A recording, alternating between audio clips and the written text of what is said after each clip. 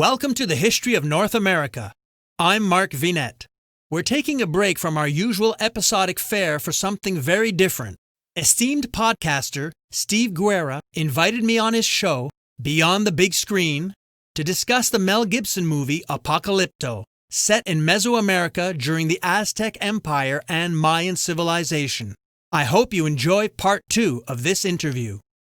The beginning of the movie, the whole stage is set when kind of the bucolic ideal village, hunter-gatherer village, is attacked by a band of warriors. And we see pretty quickly that they're there 100% to catch the people. They're not there to destroy the village and maybe take their stuff. This war band is there to capture the people. And initially, when I first saw the movie, I'm thinking, well, they're there to take them as slaves. And that's not necessarily what all of them are being taken for. But maybe we could first talk about slavery and maybe in the Mesoamerican culture, how did they view slavery? Was it in a similar context as maybe we see it in the European or Western mindset, or was it a different version of slavery? Not that any version's good, but different, you might say. Well, as we know, slavery has been part of human societies for thousands of years. And in Mesoamerica, slavery developed for all the common reasons that helped develop the practice everywhere else. Basically, for an exercise of power, control, and for free labor. Mesoamerican civilizations and the cities that were built were often built on the back of slave labor. Now, slaves were also employed in the practice of human sacrifice, which was to win favors from their many gods. The sacrifice was a religious activity, as we said, in Maya culture, and involved the killing of both humans and animals. And bloodletting or auto-sacrifice by the members of the community was prevalent and superintended by priests. Human sacrifice was very complex. It was a brutal ritual which was performed in honor of the gods. Every sacrifice had to be meticulously planned, from the type of victim to the specific ceremony needed for the god. The sacrificial victims were usually captured warriors, like in our movie, but sometimes slaves. I don't think in Apocalypto, our heroes who were captured were not captured to be slaves, as we find out. They were captured to be sacrificed. Now, the women were sold into slavery, and we see that in the movie. And the older folks, one in particular, is just abandoned and not even sold because there's no buyers. But with respect to the men, they're seen as warriors, and they are seen as high-level sacrifice victims depending upon the god and the needed ritual. Now, the higher the rank of the warrior, the better he was considered as a sacrifice. The victims would then take on a persona of the god they were to be sacrificed for, and they were often housed, fed, and dressed accordingly. This process could last up to a year, and that's not the case in the film, of course. It is a 2-hour movie, and things have to move ahead, and everything is very concentrated within a few days. So they're captured, they're marched to the capital city, then offered for sacrifice. But in reality, a lot of these sacrificial victims were prepared 1 year in advance, and when the sacrificial day finally arrived, the victims would participate in the specific ceremonies of the deity and were sometimes drugged in order to exhaust the victims so that they could not struggle during the horrifying ceremony. Then the priest performed the sacrifice, usually at the top of the pyramid, and each victim would be laid upon a table, held down, and subsequently have their hearts cut out. In my opinion, Apocalypto portrayed a type of human sacrifice which was more typical of the Aztecs than of the Maya. That's where I think both cultures were fused for Hollywood purposes. That's something that I've been thinking about, and especially since you've brought it up, is that the movie focuses in on these people who are Maya, but you're saying by about the year 1500, they had been kind of on the down and outs for a good 500 years. And it was really the Aztecs, and they're displaying more of the Aztec culture. What were kind of the big differences that we could wrap our minds around between Aztec culture in the 1500s and maybe peak Mayan culture? Firstly, the Mayan culture and civilization lasted for about 1,000 years. And that's why we refer to it as historians as the Mayan civilization or the Mayan culture. The Aztecs was much more concentrated and didn't last as long, and we refer to them usually as an empire, the Aztec Empire, which was an alliance of 3 city-states that ruled the area in and around the Valley of Mexico from 1428 until 1521 when they were defeated by the Spanish. Now, many folks think that it was just a few hundred Spanish soldiers with modern weapons who conquered the great and mighty Aztec Empire. In actual truth, it was the Spanish conquistadors who allied themselves with the many, many Aztec enemies who were native of the area and decided to all join together and defeat the empire. And that's what actually happened. But the Aztec were very controlling, and they were often viewed throughout history as more brutal or more brutes than the Mayans. And I think that's one of the reasons why Mel Gibson preferred telling the story of the Mayas instead of the Aztec. I think he saw the Mayans as being a bit more sophisticated in their culture than the Aztecs. For example, the Aztec military leader, Tlaloc, who was the leader of the capital that I mentioned, Tenochtitlan, he was the principal architect of the Aztec Triple Alliance and hence the Aztec Empire. He also instigated a policy of burning the books of conquered Mesoamerican peoples with the aim of erasing all memories of pre-Aztec past. So that's just a hint at how the Aztecs did not necessarily respect the histories and pasts and cultures of their tributary city-states.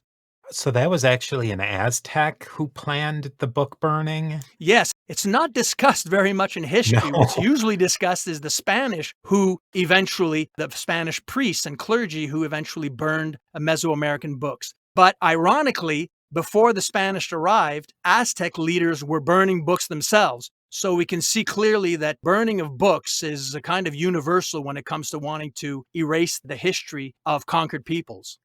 That adds another layer to the fact that of the conquest of Mexico by the Spanish in particular is the fact that they played alliances against the Aztecs of native alliances, and that it wasn't just Cortez comes in, it's like 25 guys, they take out a civilization of millions of a highly technical civilization who, I mean, they didn't have metallurgy, but they had a really effective weaponry and they were far, far numerically superior.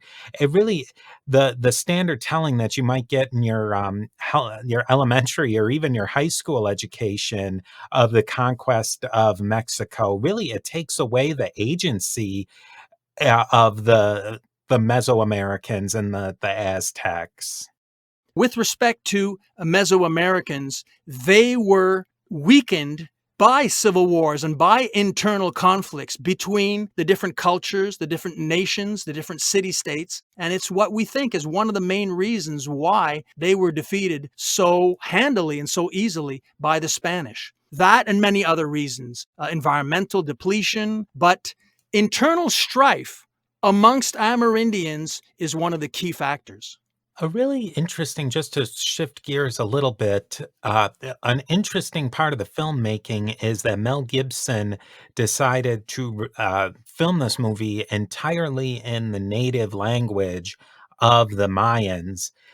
He had done that before in The Passion of the Christ, which I believe was it came out maybe about 2 years before this movie.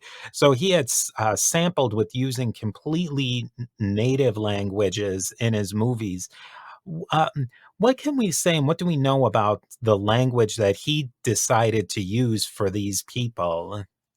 All of the ethnic tribes and peoples depicted in the film were Maya, as well as the city built for the story. And similar to Gibson's earlier film, as you mentioned, The Passion of the Christ, in which he used the Aramaic language, which is the actual language that Jesus of Nazareth spoke, all the dialogue in Apocalypto is a modern approximation of the ancient language of the setting. And here, the indigenous Yucatec Maya language is spoken with subtitles, of course. Now, Gibson initially didn't even want to put subtitles, and he thought that would have an effect. But he was convinced by the powers that be, I assume, in the large studios that subtitles were needed. And this is what he actually said when it came to the use of the language. He said, I think hearing a different language allows the audience to completely suspend their own reality and get drawn into the world of the film. And more importantly, this also puts the emphasis on the cinematic visuals, which are a kind of universal language of the heart. With regards to subtitles, I'd like to ask you your opinion. How do you deal with subtitles when watching a movie? It's so funny, and when I was just thinking of that with the subtitles, you almost with this movie, like when I was watching it last, somebody was talking in the background at my house, and I had to turn up the sound even though I don't speak Yucatec. I think that the language of it of the movie and choosing to use the language was so critical to the movie. I think the movie would have been honestly probably not nearly as good if they were speaking English, and I think the subtitles, you could almost lose yourself in the subtitles, and you could still follow the movie and just, not be studying the subtitles, but just glancing at them and kind of focusing back and forth, but the language is really what carries it through, I think. Well, I agree in both his movies, The Passion of the Christ and also this one. I'm a big fan of subtitles. And even when I'm watching an American TV series, I'll have the subtitles on because I love words. I love reading, I love writing, and I just love how words are crafted. So when I'm listening to TV from any time during the day, I'll have the subtitles on because firstly, I don't like missing anything. I like catching all the words and the dialogue. Also, I love to see how names are spelled. And let's face it, a lot of actors are mumbling and the sound isn't always 100%. So I really like to see what's going on. And it's a skill that I think I've acquired over time. I can read subtitles so quickly, and my eyes can flip from the titles to the screen, and I can see everything that's happening. So when I have a TV program or a film without subtitles, I feel a bit denied or a bit lost. So I really like subtitles. So I have no problem with the fact that he used them in both movies. I know a lot of people are allergic to subtitles and it might even turn them off from watching a film, but I feel otherwise. That's so interesting. My daughter, and I've never met anybody else who's done that. That's probably since she's been a little girl. She's always put on the subtitles or the closed captioning on everything she would watches on TV. It's a habit that you can acquire. My kids, since they were little, have always watched TV with subtitles. And when the subtitles aren't on, they're the first to ask, hey, what's going on? We want to see the written words. Oh, So, that's really interesting. yeah, we were talking about Mel Gibson and how he viewed the subtitles. I just wanted to add his opinion regarding the actual genre of the film, because as I mentioned earlier, it's a typical action adventure chase movie, but he said that he wanted to shake it up a bit. He did not want to use and have his movie be dominated by CGI and stock stories and shallow characters to create a foot chase that would, in his own words, feel like a car chase that just keeps turning the screws. He was successful in the way he put together this film from an action point of view. When watching the film, we realize at one point the whole film shifts into the chase genre. And that's when, of course, there is the eclipse, the sacrificial intended victims are saved, and then are put through this game, which is basically an instigation for chase. So I think he actually makes it work brilliantly. I hope you enjoyed this episode. Join us next time for the final part of this special interview. Please consider supporting our History of North America series in the following ways. Join our Patreon. We offer lots of membership benefits, including artworks and books. I have authored many historical fiction and nonfiction books, including exciting international historical mystery and suspense thrillers. One of the main characters in my Denari novel series is a young woman named Andalucia, who has Mexican ancestral connections. All my books are available in print and digital format on Amazon. If you shop Amazon for books or anything else, make sure to use our link so Amazon knows who sent you, thereby giving us extra credit with no supplemental cost to you. All links appear in this episode's description and on our website at markvinet.com. Join me again next time and spread the word to family and friends.